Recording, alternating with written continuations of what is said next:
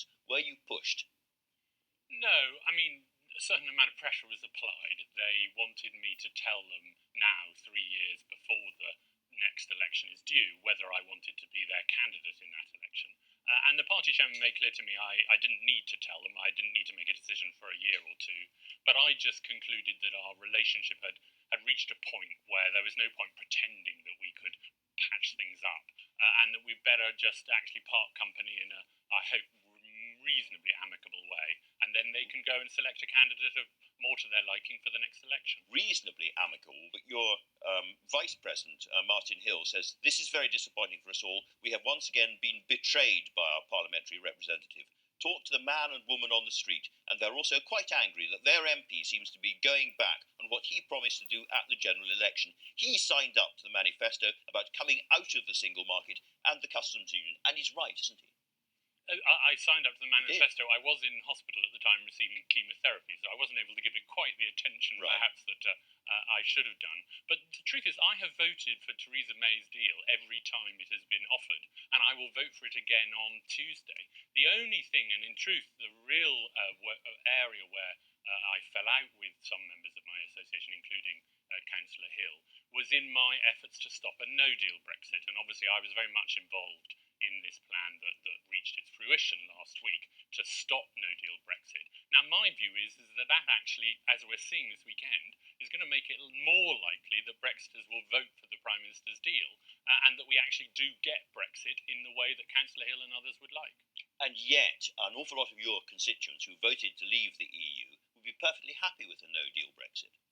An awful lot might be, but I represent 100,000 people in Parliament. I have roughly 500 members of my local association, and roughly 60 people on my executive. I'm afraid I'm going to claim the right to interpret what is in the best interest of the 100,000 people I represent, and I'm not going to be bossed around by a very small number of people with very ideological views.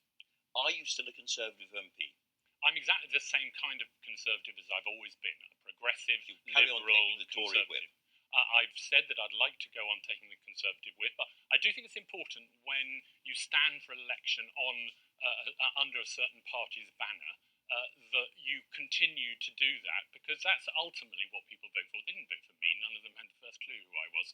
They voted for the Conservative Party, and I want to go on representing them. But I will be my own kind of Conservative, the one that I've always been, which is a progressive, liberal, modernising Conservative, not an ideological, reactionary Conservative. Have you been told yet by the Tory authorities in Parliament you can stay as a Conservative, taking the Conservative whip? Yes, I have, and they're going to transfer my membership to the National Party, so that I'll no longer be a member of my local association, but I will be able to receive the whip, and I'm meeting the Chief Whip at his request on Monday afternoon. And this is presumably also why you are not going to join the independent group, because if you did that, you would regard yourself as having to stand for a by-election, having to re-stand for a by-election. And this is a very personal thing, and I don't want to make comments about other people's decisions, but yes, for myself, I would feel that I had ratted on my constituents because they voted for me as a Conservative. And in truth, I haven't fallen out with the Conservative Party overall. Did you ever think about leaving it?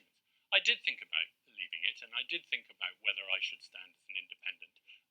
But ultimately, I'm not ready to give up on the Conservative Party yet, and we've got a leadership election coming, and the Progressive Conservatives, of which there are a great number in the Parliamentary Party, we need to start asserting ourselves. We need to start flexing our muscles. We need to start demanding a Conservative Party that actually responds to what we believe in and not just what members of the ERG believe in. You remind me very slightly of Tom Watson on the other side. We're going to stay and fight. We're going to change the party from the inside. So you presumably think there are enough of your kind of Conservatives left inside the party and left inside Parliament to seize control back. Well, I'm very much flattered by the comparison. I think what Tom Watson's doing inside Labour is exactly the right thing to do.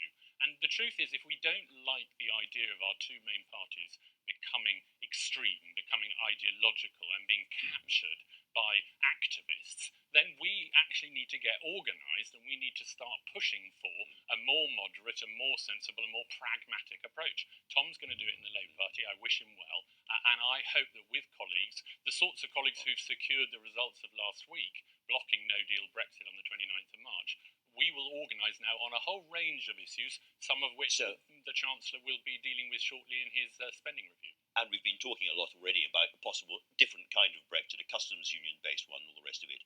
You have been talking, not to Tom Watson, but to the leader of the Labour Party, Jeremy Corbyn, about that. Have you found some common agreement? Yes, we've had one meeting, and he's invited us in, a group of us, I think, for a further meeting. I know, very strange days. Just to correct one point, I'm actually not arguing for a permanent customs union. That is the Labour position. I think that we need to go into a customs arrangement that lasts until we can get these new arrangements that everybody keeps on talking about. But the key point is I am arguing that we should stay in the single market. And I do think that that is essential, for all that I accept that it wasn't the Conservative manifesto commitment. If we can't get the Prime Minister's deal on Tuesday, we need to start negotiating with other parties for a single market-based deal called Common Market 2.0. Everyone talks about compromise. Do you think that the Labour Party is prepared to compromise with people like you to get that kind of deal through?